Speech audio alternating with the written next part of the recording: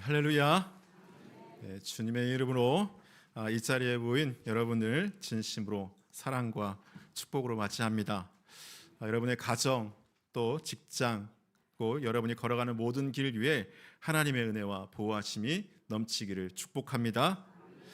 오늘 이 시간 세상의 모든 부와 명예보다도 우리 내면 안에 있는 진정한 평안, 참된 자유와 구원하시는 예수 그리스도의 사랑에 대해서 증거하고자 합니다. 사람들은 모두 행복하기 위해서 살아가게 됩니다. 우리가 열심히 돈을 버는 것도, 출세하려는 것도, 또 권력에 집착하는 것도 모두가 행복하기 위함이죠. 그런데 문제는 우리가 기대하는 것만큼, 노력하는 것만큼 행복에 이르지 못한다는 것입니다. 그렇다면 우리가 그렇게 바라고 노력하는 이 행복을 막는 걸림돌이 무엇이겠습니까? 성경에서는 그것을 죄라고 말합니다. 로마서 3장 23절에 보면 모든 사람이 죄를 범하였음에 하나님의 영광에 이르지 못하더니 라고 가르쳐 줍니다. 죄 없는 사람이 없습니다. 저와 여러분들이 모두가 죄인이죠. 인간은 죄 가운데 태어나서 죄 때문에 고통에 허덕이다가 결국 죄값으로 죽어서 지옥에 가게 됩니다. 어떤 것도 인간의 불행이 뿌린 죄의 문제를 해결하지 못합니다. 그런데 하나님은 이런 우리를 지극히 사랑하셔서 자기 아들 독생자 예수 그리스도를 보내셔서 이런 죄를 대신 지게 하시고 십자가를 지게 하셨습니다. 오늘 우리가 읽은 말씀 요한복음 3장 16절 말씀이 이 말씀입니다. 오늘 우리 16절 말씀을 함께 읽어보겠습니다. 같이 읽습니다. 시작. 하나님이 세상을 이처럼 사랑하사 독생자를 주셨으니 이는 그를 믿는 자마다 멸망하지 않고 영생을 얻게 하려 하심이라 그랬습니다. 왜 예수님을 믿고 교회를 나갈까요? 부자가 되려고 또 아니면 성공하려고 또 고침받으려고 그렇게 얘기합니다. 하지만 아니죠. 물론 예수 믿으면 이런 복도 받습니다. 하지만 이것이 가장 중요한 것이 아니죠. 인간의 행복의 최대인 걸림돌인 이 죄의 문제를 해결하기 위함인 것입니다. 이 놀라운 사랑은 단순히 이 물질적인 복, 우리가 받는 물질적인 복을 위해서가 아니라 우리 영혼의 근본적인 문제, 죄를 해결하고자 우리를 주님께서 이끄신다는 사실입니다. 사람들이 아무리 잘 살아도 마음이 편하지 않으면 지옥이죠. 아무리 육신적으로 세상적으로 성공한다고 해도 마음이 평하지 않으면 여러분 무슨 소용이 있겠습니까? 성경에서는 심령의 근심은 뼈를 마르게 한다라고 말합니다. 오늘 많은 사람들이 이 평화를 잃어버리고 사는 사람들이 너무나 많이 있습니다. 생존 경쟁이 너무 치열해지고 먹고 사는 문제가 너무 힘들어지면서 이런 문제가 더욱더 깊어져 가고 있죠. 그래서 갖가지 스트레스로 인해서 질병이 늘어가고 있습니다. 병원에 아파서 가면 병명이 잘 나오지 않고 그냥 스트레스 때문이라는 말만 할 뿐 더 이상 무엇도 가르쳐주지 않습니다. 여러분, 사람들이 얼마나 불안하면 부적을 막 집에 붙이고 직장에도 붙이고 베개에도 넣어놓고 차에 염주를 매달고 그렇게 살아갑니다. 그렇게 해놓고도 편안하게 잠을 자지 못하는 이유가 무엇이겠습니까? 오늘날 많은 사람들이 밤늦게까지 스마트폰 불빛 아래에서 일상의 쓸쓸함과 불안을 달래려고 합니다. 서울의 도시의 한복판에서 이 고요한 밤에도 사람들은 지하철역 벤치에 앉아서 미래에 대한 불확실함과 외로움에 떨며 괴로워하고 있습니다. 미국에서 시판되는 수면제가 한 600가지가 넘는다고 합니다. 왜 이렇게 많은 수면제가 우리에게 필요할까요? 불안 가운데 잠을 자지 못하기 때문입니다. 그런데 예수님을 만나면 마음의 진정한 평화를 찾게 됩니다. 심령이 새롭게 주님이 주신 평안 가운데 천국을 맛보게 되는 것이죠. 4세기의 위대한 성자 어거스틴은 인생의 목적이 무엇인지 깨닫기까지 많은 방황의 세월을 보냈습니다. 공부하기 위해서 청년 때 집을 떠나서 카르타고로 갑니다. 로마의 당시의 최고의 학문을 배우며 거기에 몰입하기도 했고 또 친구의 권유에 따라서 마니교에 빠지기도 했습니다. 그리고 그는 가장 친한 친구의 죽음을 지켜보면서 인생의 허무함을 뼈저리게 느끼게 되고 또한 방탕하게 사는 자신의 모습 속에서 깊은 회의감을 느끼게 됐습니다. 그러던 어느 날 로마서 성경 말씀을 읽고 하나님을 인격적으로 만나서 새로운 사람이 됩니다. 어거스틴은 회심한 후에 당시의 고백을 이렇게 합니다. 하나님, 당신을 위해 우리를 창조하셨으므로 우리 마음이 당신 안에 안식을 얻기까지 평안이 없나이다. 그의 말처럼 사람 속에는 하나님이 계실 고유할 자리가 있습니다. 내 안에 행복이 없으면 어딘가에서도 행복을 찾을 수가 없는 거죠. 가정과 교회와 직장 어디에서도 우리가 평안을 찾을 수가 없습니다. 마태복음 11장 28절에서 수고하고 짐진 자들아 다 내게로 오라 내가 너희를 쉬게 하리라 그렇게 말씀하십니다. 여러분, 막전엔 찐빵의 저자 이만재 작가가 이런 고백을 하게 됩니다. 1990년대에 쉰 가까운 나이에 가수 윤영주 장로의 손에 이끌려서 교회의 문턱을 처음 밟게 됐는데 얼마나 좋았던지, 그래서 풍선에 달린 듯 모든 것이 자기를 위해 준비한 듯 했다라고 그렇게 고백을 합니다. 예배 후에 오랜 시간 불면증에 시달리던 그가 단잠을 자게 됐다고 합니다. 너무 좋아서 자랑했더니 윤영주 씨가 막전엔 찐빵이군요. 찐빵은 그때 가장 따끈따끈하고 맛있죠 라고 그렇게 얘기했다고 하는 것입니다. 여러분, 일이 잘 풀린다는 말, 형통하다는 말이죠. 계획대로 잘 된다는 말입니다. 사업이, 건강이, 또 자녀들이, 부부가, 즉 관계가 꼬이면 죽을 맛입니다. 그래서 부적을 찾고 사람들이 점을 보게 됩니다. 그러면 여러분, 부적과 십자가는 뭐가 다를까요? 어느 믿지 않는 분에게 가서 예수님 믿고 천국 갑시다, 나는 절에 다니고 나는 점쟁이에게 점을 칩니다 하니까, 아니 내가 부적을 갖고 다니는 거나 당신들이 십자가 목걸이를 갖고 거나 뭐가 다릅니까? 그렇게 얘기했다고 하지 않습니까? 여러분, 부적과 십자가가 무엇이 다릅니까? 이것은 믿음의 문제죠. 예수를 믿으면 물론 그냥 믿는다고 되는 것이 아닙니다. 제대로 믿어야 되겠죠. 잘 믿어야 됩니다.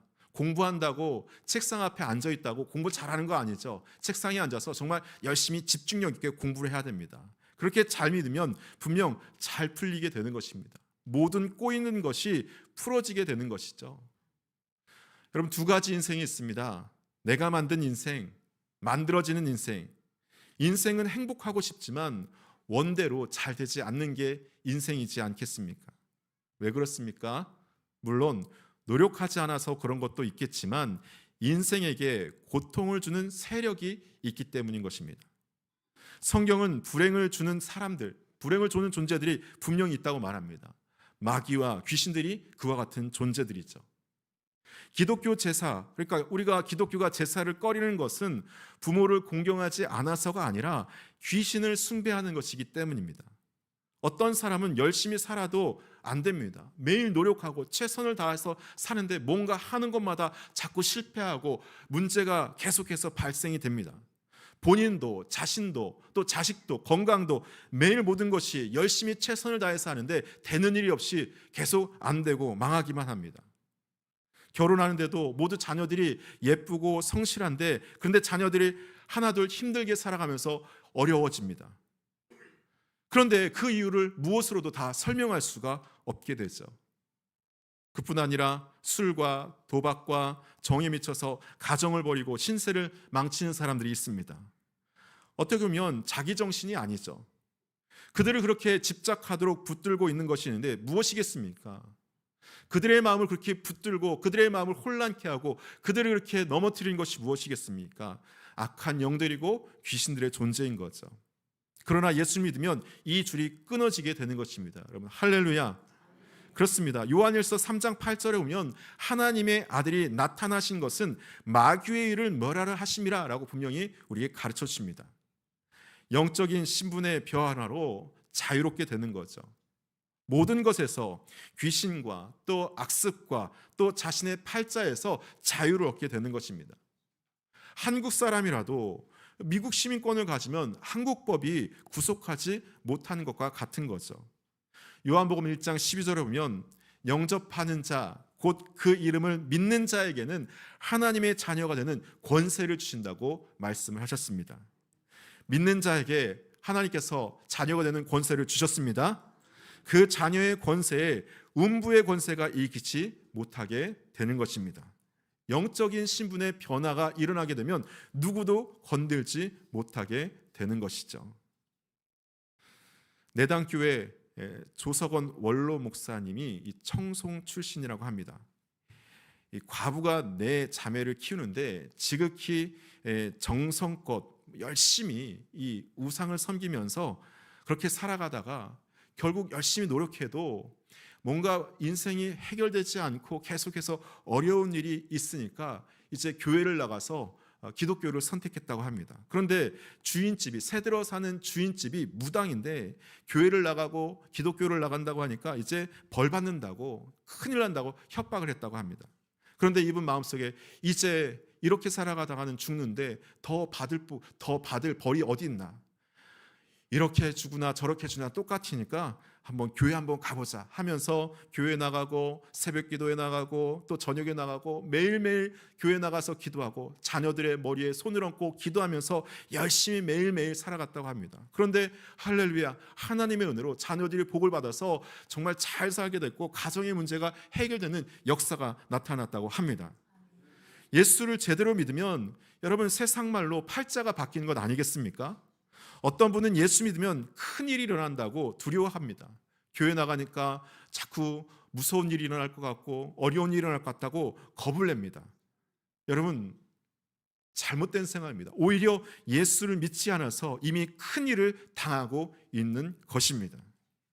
여러분, 예수님을 믿으면 사망 권세에서 해방되게 되죠. 누가 뭐래도 인생 최고의 공포는 죽음에 대한 것 아니겠습니까? 물론 사는 것도 참 죽는 것만큼 어렵지만 여러분, 우리의 가장 큰 고민은 죽음에 대한 문제입니다. 팀 하워드는 죽음 앞에서 우리는 코브라 앞에 암탉과 같다고 말했습니다. 죽음이 삼켜버린 연약한 인생은 허공에 털만 날리게 됩니다. 인간은 누구도 피해갈 수 없는 길입니다. 빈부의 기천, 잘 살고 못 사느냐 상관없이 시간과 죽음은 다 공평하게 찾아오게 됩니다. 히브리서 9장 27절에서 죄의 값, 죄의 문제를 해결하지 않으면 죽을 수밖에 없다고 이렇게 말해줍니다. 그러나 예수님을 믿으면 이 사망 권세에서 해방되는 줄 믿습니다.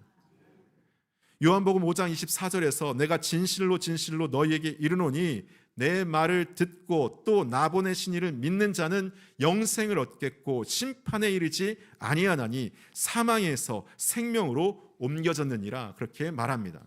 여러분, 그렇습니다. 예수 믿으면 이 절망에서 벗어날 수 있게 되는 거죠. 죽음 앞에 떳떳이 설 수 있습니다. 왜 그렇습니까? 우리가 하나님의 자녀가 돼서 천국의 백성이 되기 때문인 거죠. 어떤 한 교수님이 어떤 재미있는 조사를 했다고 합니다. 이분은 예수 믿지 않은 분인데 이분이 죽은 사람의 얼굴 표정을 조사해 봤다고 해요. 어떤 사람은 죽을 때 아주 평안한데 어떤 사람은 죽음 가운데 얼굴이 막 일그러지고 공포 가운데 사로잡히게 됐다고 합니다. 그래서 이 죽는 얼굴의 모습을 보고서 그 사람의 학력, 재산, 부부간의 행복 여러 가지를 조사해 봤다고요. 재산에 따라서 죽을 때 얼굴 모습이 변하는지, 아니면 이제 재력이나 배운 것에 대해서 차이가 나는지 여러 가지 조사를 했는데 답이 나오지 않았다고 합니다. 마지막 조사 하나, 그 조사를 하면서 답이 나왔다고 하는데 이 사람들이 예수님을 믿는 믿음을 가진 사람인지 아닌지 그것을 갖고 조사하니까 거기서 탁 나오다는 겁니다. 고린도후서 5장 1절 말씀처럼 땅의 집이 무너지면 하늘의 집이 있는 줄 확신하는 것이죠. 나아가 예수가 내 인생의 인도자가 되시고 선한 목자가 되셔서 풍성한 삶으로 인도하신다는 것입니다. 여러분, 그러면 안 행복할 수가 있겠습니까? 그러니까 우리가 결단해야 되는 거죠. 오늘 우리가 다시 한번 예수님께서 우리 마음속에 오셔서 우리 마음을 두드리실 때 그 마음문을 열고 예수님을 영접해야 되는 것입니다.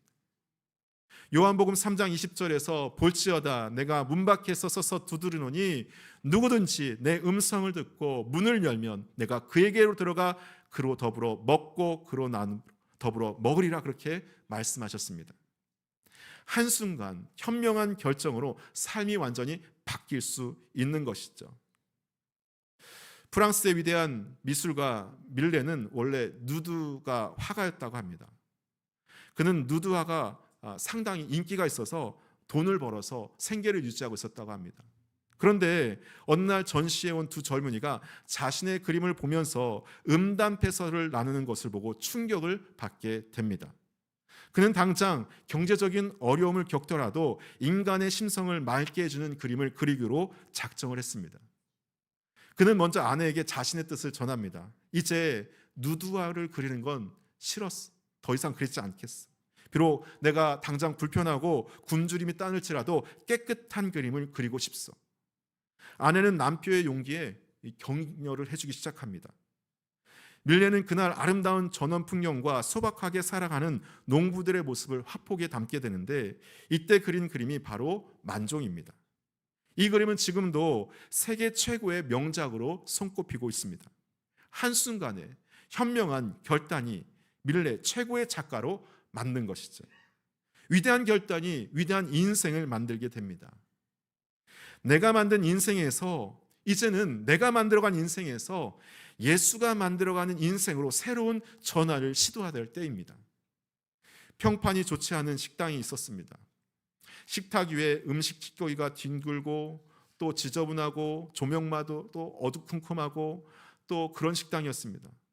식당에 2명의 조공원이 있는데 일하기 쉽지 않아서 마지못해서 일하는 불친절한 그런 식당이었습니다. 그런데 어느 날 그 식당 문 앞에 새 주인이 경영합니다 라는 플랜카드가 걸렸습니다. 그 이후로 그 식당의 모든 것이 변화됐습니다. 전에 더러웠던 곳이 깨끗하고 아주 단장하겠습니다. 깨끗한 옷을 입은 종업원들이 얼마나 친절하게 손님을 안내하든지 모두 깜짝 놀라게 된 것이죠. 무엇이 바뀐 것입니까? 주인이 바뀐 거죠. 종업원들의 옷차림, 음식의 맛, 서비스의 질, 식당의 분위기 등 모든 것이 달라졌습니다. 입소문을 타고 손님들이 몰려오기 시작해서 완전히 새로워진 것이죠. 여러분, 우리의 삶도 마찬가지입니다. 우리의 삶의 주인이 누구냐에 따라서 우리의 삶이 바뀌게 되는 거죠. 우리의 삶을 주장하는 분이 누구십니까? 우리의 삶을 주장하는 분이 누구이기에 내용도 질로 달라지는 걸까요? 여러분, 우리나라 최고의 지식인 중 한 사람으로 손꼽히는 고 이어령 이화여대 명예교수가 73세 나이에 온누리교회 고 하용조 목사님께 세례를 받은 것이 세간의 화제가 됐습니다. 이 교수님이 기독교에 귀환되는 특별한 사연이 있었습니다. 이 교수님의 딸 미나 씨는 지난 92년 이 갑상선 암 판정을 받고 수술을 했지만 이 96년과 99년에 2차례 암이 재발을 하게 됩니다. 설상가상으로 이 미나 씨는 둘째 아들이 이 주의력 결핍 과잉 행동 장애로 인해서 더 깊은 고통과 절망의 늪에 빠져들기 시작합니다. 이 아들의 이 주의력 결핍 과잉 행동 장애를 치료하기 위해서 하와이로 이주를 했던데, 거기서 이 미나 씨가 이 망막이 손상되는 이 정말 안피 깜깜한 일들이 벌어지게 됩니다. 어느 날 아버지를 위해서 식사 대접을 한 후 그릇들을 설거지하기 위해서 갔는데 이 눈에 보이지 않아서 설거지를 못할 정도까지 됐다는 거죠. 지식과 힘과 또 모든 것이 있다고 해도 딸과 손자의 고통 앞에서 이 교수님이 겸허하게 아무것도 할 수 없는 자신의 그 문제 앞에서 하나님께 기도를 했다고 합니다. 어떻게 기도했냐면, 하나님, 나의 사랑하는 딸 미나에게서 빛을 거두지 않으신다면, 내 딸의 시력을 뺏어가지 않으신다면 남은 삶을 주님의 종으로 살겠습니다. 기도했다고 합니다. 누가 시키지도 않았고 누가 권유하지도 않았지만 아무것도 할 수 없는 자신의 절박한 상황 가운데 자기도 모르게 기도했다는 거예요. 그리고 얼마 후 딸의 시력이 기적처럼 회복됐다는 것입니다. 이 교수의 자신의 회심의 기적됨도 아니고 믿는 가족 때문에 덩달아 믿게 된 2차적 개종도 아니라고 했습니다. 사실 이 교수의 아내는 모태 신앙이었지만 지난 시절 이 교수가 교회 나가는 것을 거부해왔기 때문에 그렇게 했다는 것입니다. 보이는 교회의 모습이 예수님의 가르침과 달랐기 때문에 예수 믿는 사람이 겉과 속이 다른 그 모습을 보면서 자신은 절대 교회 나가지 않고 예수 믿지 않겠다, 그렇게 다짐했다는 것입니다. 그런데 그때 비록 이 문제 앞에서 주님을 만나고 새롭게 변화된 거죠. 여러분, 우리가 예수님을 만나고 예수님을 영접하기를 소망합니다. 아직 예수님을 영접하지 않고 예수님 나의 주님이신 것을 고백하지 않는다면 이 시간을 위해서 다시 한번 주님을 나의 주님을 고백하고 다시 한번 살아가기를 소망합니다. 예수님이 나의 주님인 것을 고백하고 있지만 여전히 나의 삶이, 나의 인생이 내가 주인인 것 마냥 내 맘대로 내 뜻대로 살아가는 분들이 있다면 다시 한번 이 시간 나의 마음의 중심, 나의 인생의 주인이신 예수 그리스도를 고백하고 주님 앞에 나갈 수 있기를 축복합니다. 이 시간 우리 같이 기도하겠습니다. 이 시간 우리 기도할 때 다시 한번 하나님, 나의 인생이 온전히 하나님께서 다스리는 인생 되게 하여 주시고 주님께서 주인 되는 인생 되게 하여 주시옵소서. 예수님, 나는 주님을 믿고 싶습니다. 십자가의 죽으심으로 내 죄값을 담당하시니 감사합니다. 지금 나는 내 마음의 문을 열고 주님을 나의 주님으로, 하나님을 나의 하나님으로 고백하고 영접합니다. 나의 죄를 용서하시고 영생해 주심을 감사합니다. 지금 시간 나를 다스려 주시고 나를 인도하여 주시고 구원하여 주시옵소서. 주님 도와주시옵소서. 우리 그렇게 함께 기도하도록 하겠습니다. 함께 기도합니다. 사랑의 주님 감사합니다. 오늘도 주님의 은혜 가운데 함께 하시고 은혜 주심을 감사합니다. 성령 하나님 역사하여 주셔서 이 시간 우리 마음속에 다시금 주인 되어 주셔서 우리 인생의 주인이 하나님을 다시 한번 고백하며 주님 앞에 나아가게 하여 주시옵소서. 아직도 예수님을 만나고 영접하지 못한 사람들이 있다면 다시 한번 예수님을 나의 주님으로 영접하고 고백하게 하여 주시옵소서. 삶의 문제와 어려움과 괴로움의 모든 문제가 죄로 인하여서 비롯된 것을 다시 한번 깨닫고 다시 한번 죄를 회개하며 주님 앞에 고백하는 주님의 백성 되게 하여 주시옵소서. 주님 함께하여 주시옵소서. 주님 도와주시옵소서. 주님 인도하여 주시옵소서. 아버지 하나님께서 함께할 줄 믿습니다. 성령 하나님 역사하여 주시옵소서. 오늘 사랑하는 자녀들에게 은혜를 주시고 주님께서 마음과 능력과 복을 더하여 주시옵소서. 주님 감사합니다.